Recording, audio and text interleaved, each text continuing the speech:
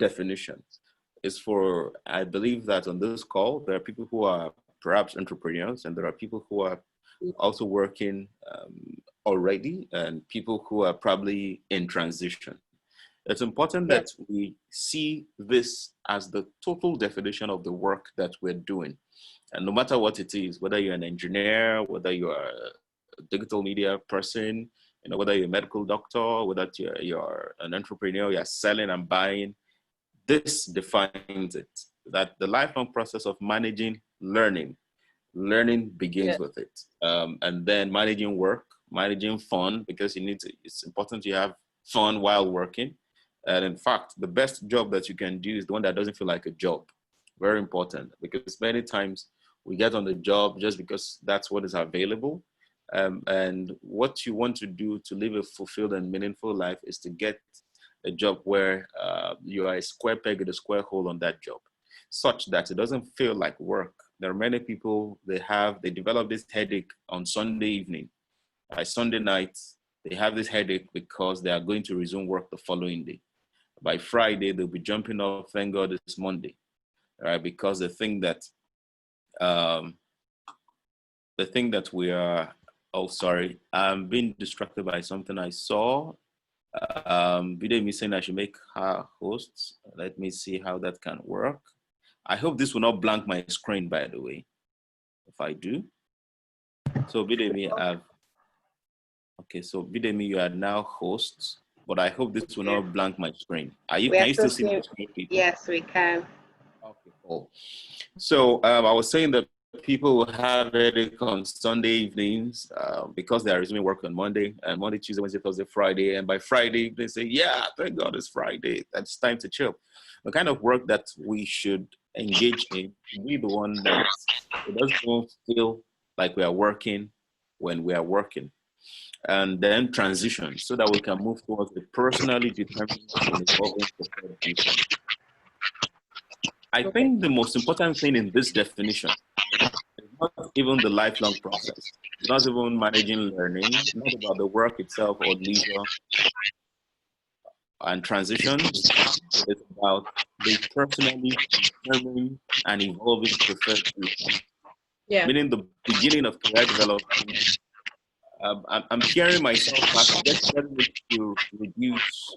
Somebody has a volume or a speaker on that you need to reduce so that. Okay, cool.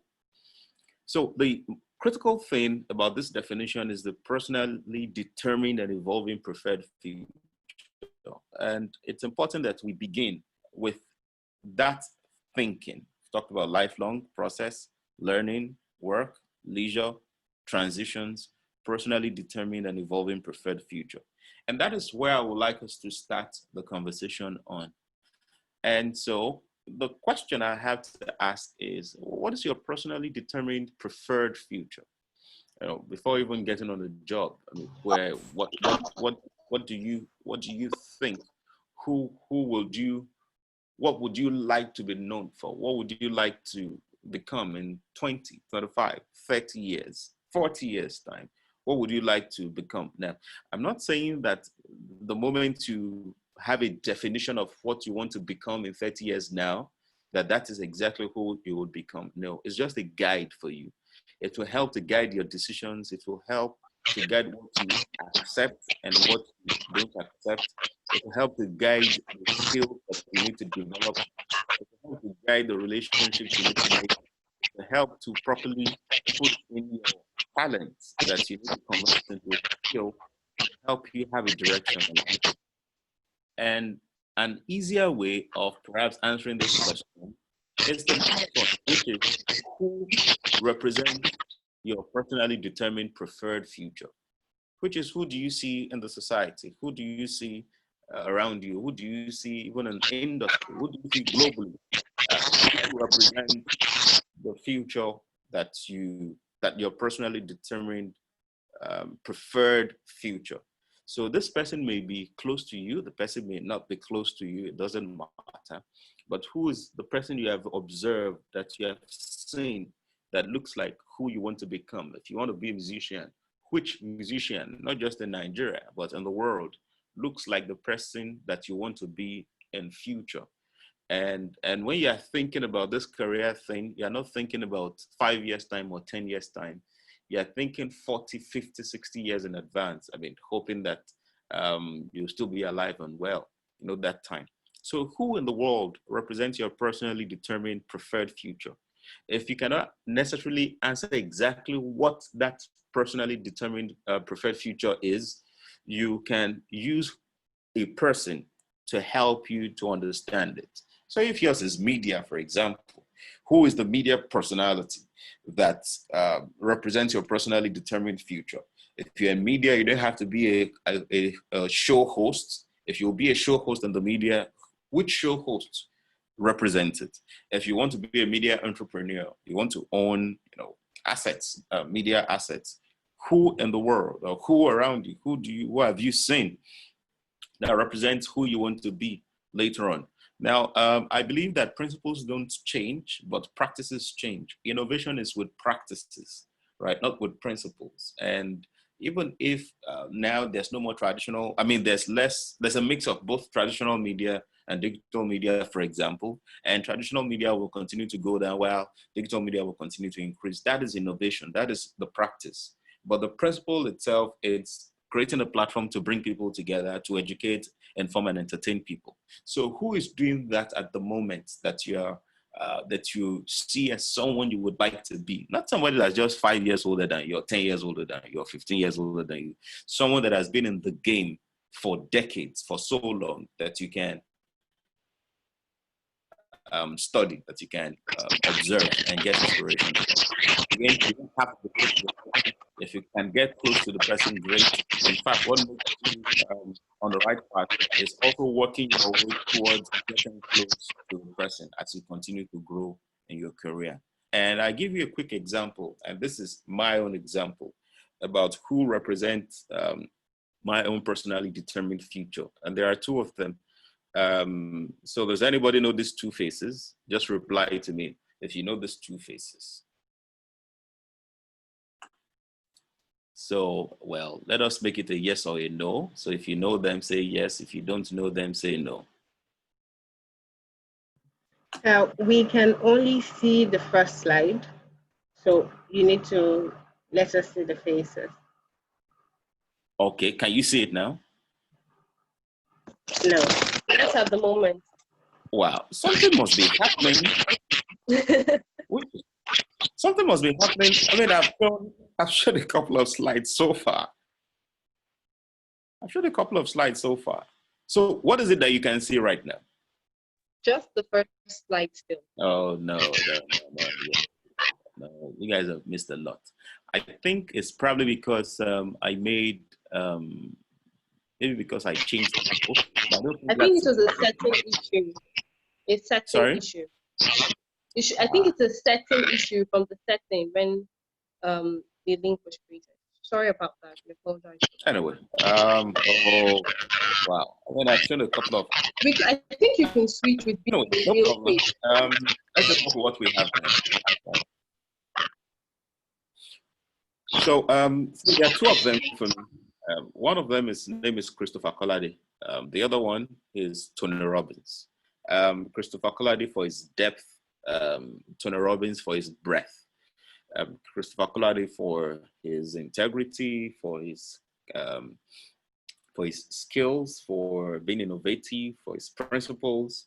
Tony Robbins as well, yeah, for his principles, his practices, his media, his global spread. So the two of them represent who looks like the future for me. I wish you could see these pictures because, they say that a picture speaks more than 1,000 words, but it's okay. We have to work with what we have. So that's question one, which is who represents the future. The second one, which is about learning, is what's your attitude to learning? You probably have heard the quote before that the literates of the 21st century would not be about those who cannot read and write, but people who cannot learn, unlearn, and relearn. That's a quote by Alvin Toffler, that the illiterates of the 21st century will not be about those who cannot read and write, but those who cannot learn, unlearn, and relearn. Many times we like to talk about the tools for upskilling and reskilling without necessarily looking at the more important thing about learning, which is attitude. When I stumbled on this quote from Alvin Toffler, I realized that learning is more of an attitude and not the aptitude. It is aptitude for you to be able to read and write. It is aptitude for you to be able to use technology. It is aptitude for you to be able to use social media. It is aptitude for you to be able to, work on some technical, some as an engineer, as whoever it is you're doing. It is aptitude for the technical skill that you have. But the real deal is the attitude of learning. So what's the attitude to learning? Because the number of the number of tools are always available online. Number of resources available online. In fact, Google itself can give you more than what you require. But the attitude should be for learning, not just for entertainment. There are many times, many of us, we are always online. Data. What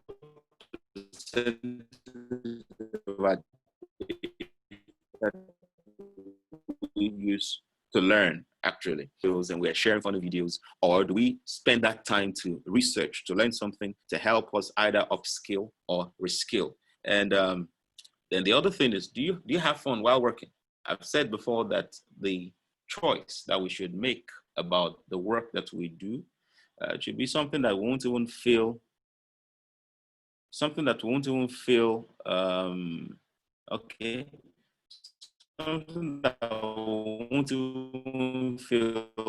So can you, I got a message now, can you all see a new slide, or it's still the cover slide?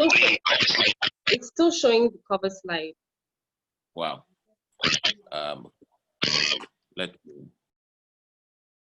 me see how this can, if there's anything we can do to still make this work. What can you see now? Same thing? Okay, a different slide with the number 4 in it. Oh, okay. Well, so just to give you an idea what you have missed so far, let me go back. Let me just go back to show you what you have missed so far. So, but again, because of time, I have to move ahead. So these are the 2 pictures I was asking if you show the time. Okay. Yeah. So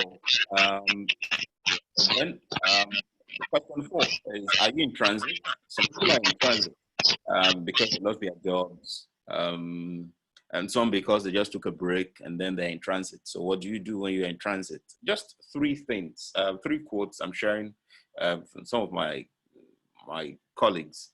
Peter Clarkson said that maintaining good mental health and a positive attitude is key to confidently navigate a career transition at this time. So it's important that you limit your exposure to negative news. And if you can do so safely for yourself and others, be sure to get outside and stay active. So for those in transition, 2 more guiding quotes for you. This is by Christian Howlett. He said that many people are looking for ways to help others during this difficult time. So you can reach out to those in your network who can provide valuable advice and support. Don't let social distancing get in the way of your networking. Connect with people on LinkedIn, connect with them on Facebook, connect with them on Twitter, connect with them on Instagram, send personalized emails and invite your connections to a virtual coffee or free webinar platform, which is the kind of thing we are having now. And kudos to Skills Outside School anyway for putting this together for all of us. And finally, the transition to your next job is a marathon, not a sprint. Use your time wisely to work smart and productively, and take the time you need to make the right career move. And also, if you're in transition, it's important that you reskill this period. And I'll show you a few things about that in a moment. And for those that still have a job, be grateful you still have a job. A number of people have lost their job already in the wake of COVID, globally, not just locally. And so if you still have a job, what are the things you should pay attention to? Upskilling and reskilling. And let me just talk about this too. Upskilling is the process of learning new skills or teaching your employees new skills if you're an entrepreneur. Reskilling is the process of learning new skills so you can do a different job, or if you're an entrepreneur, so that your team can learn to do a different job. So upskilling is that you're doing the same thing, but you are learning more, right? You're learning more about the current job that you are doing.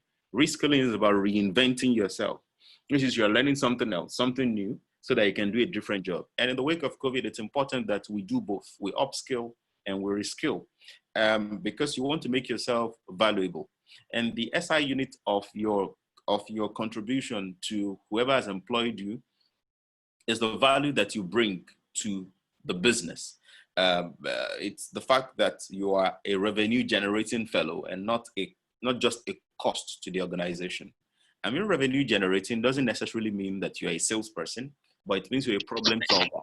It means you are helping the organization to save money, to make money, which is possible. So, skills required.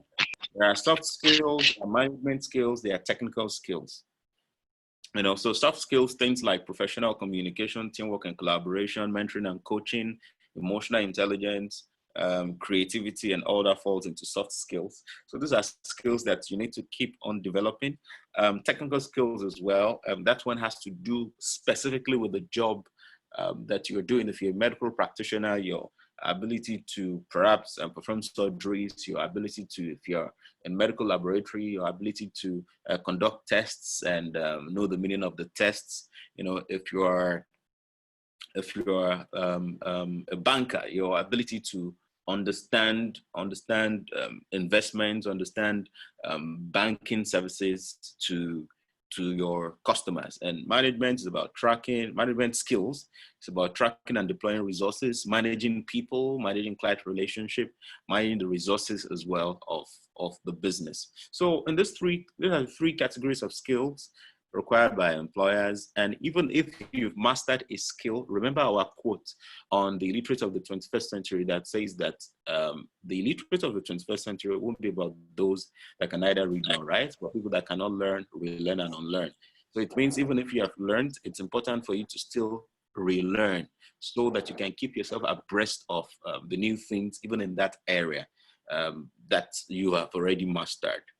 So let's look at what World Economic Forum says about the growing skills and declining skills. They say that the declining skills, manual dexterity, endurance, and precision, because technology can do that easily. Memory, verbal, auditory, and spatial abilities. Technology can do that. Management of financial and material resources, a lot of apps that can do that. Some people who studied accounting many years ago, and accounting was quite lucrative as at that time. But now you realize that gradually there are apps that people can use to do their auditing. There are apps people can use to manage their payments. There are apps people can use to manage other resources as well. Technology installation and maintenance is declining. Reading, writing, math, and active listening is declining. Management of personnel is declining too. Quality control, coordination, and time management is declining as a skill. But I need to emphasize that this is a global report. For us in Nigeria and Africa, we need to improve on our time management. Very important. So, they always say this African time thing. You want to ensure that you are not a subject of African time, which means that you respect your time and you respect the time of other people working with you. If a meeting was scheduled for, let's say 12 noon, for example, you want to be around that by 12. You don't want to leave your house by 12. Or if it's an e-meeting like this, you don't want to start logging in by 12. You want to be there before 12. And that shows how well you're managing time. So other skills that are declining, visual, auditory, and speech abilities, technology use, monitoring, and control. Then the skills that are growing from analytical thinking and innovation, active learning and learning strategies, creativity, originality, and initiative, technology design and programming, critical thinking and analysis. All of this you can see on my screen. Now, what do you do to the growing skills? You want to commit to learning the growing skills. If you have certain a dexterity already in these growing skills, you want to upskill by learning more about them. If you don't know them already, you want to reskill so that you can learn them, so that you can be a master of these skills. And this will properly position you to becoming notable in your organization, and will properly position you to succeeding in your career. Now, for those who are working, or who still have a job, one of the things you want to do is you want to add discretionary value And what do I Excuse mean me. by discretionary value? Discretionary value Sorry is to. something you're doing. Uh, okay, discretionary value is something you are doing that's not in your job description. Something extra that you are adding to the business. So you're meant to be a salesperson, and all you're supposed to do is to close deals, bring in customers, manage the relationship. But you are also interested in technology for the business. You're also interested in customer service for the business. That customer service is not even the customers you serve, but the bigger customers of the business. You're also interested in maybe what HR is doing in making recommendations to them. You're also interested in volunteering to say that you want to, that you've attended a training somewhere, and then you want to train the people in your organization based on the things you've learned. So discretionary value is not on your job description, but it's something that makes you outstanding in the career. Now, when you are the kind of person that is adding discretionary value, because every other person is just doing what they're supposed to do, or they are not even doing what they're supposed to do, you properly position yourself to be on a fast track in your career. And the second thing on this is no excuses, people. No excuses. Some people, all they use their creativity for is to create excuses. And please, I want you to note this quote I'm about to share. I'm not showing it on the screen. I'm just sharing it so you can write it down. I read it some years ago, and it has been my guidance regarding excuses. It says that excuses are the tools of the incompetent, used to build monuments of nothingness, and people who use excuses don't amount to anything in life. So you don't want to create the excuse, oh, there's COVID, so because of that, I cannot work. Or because I'm not going outside to work, I sleep late, I wake up late, and so that's why I couldn't do this. And you can always create all the excuses that you can, but you don't want to be the one. Other people, sorry, can create all the excuses that they want. You shouldn't be the one creating excuses. While they are creating excuses, you are doing your job, and you are doing even beyond your job. You are adding discretionary value. That is what will make you properly position you even in these times, because many people will be bogged down by the weight of COVID, by the news they keep hearing, the bad news they keep hearing. Many people are in panic mode. Many people are not creative enough because they've allowed all these things to get into their minds, and so they are unable to deliver productivity the way they are supposed to. So you don't want to be in that frame of mind. You don't want to create excuses. You want to always throw out excuses, so that you become the champion that you are meant to